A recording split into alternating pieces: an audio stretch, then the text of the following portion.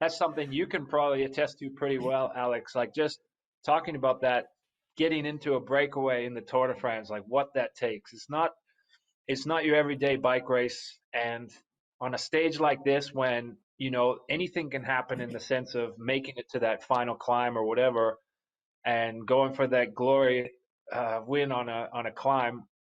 What does that feel like, and what does that take? I mean, it like my experience has been that it's just insane, and that like when you have those really important days for the opportunists, man, it can sometimes go on 2 hours before it finally snaps, and that's actually the hardest part of the race. So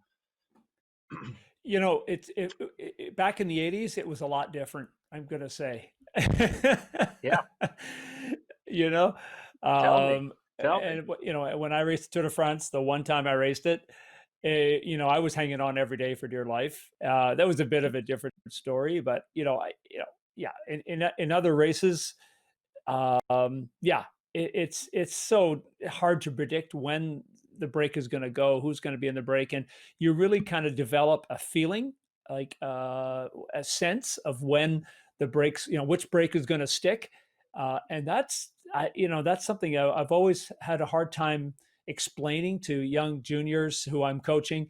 Like, how do you feel the race? How do you learn to know when that's going to happen? And There's no doubt. I mean, it's a massive talent, and I've ridden with some guys who are just incredible at it. I've never been that great at it. It's an instinct you need to have, and you can't just try and force your way in all the time, because when the level is this high, you can force all you like, but if you aren't picking the right times, forget about it.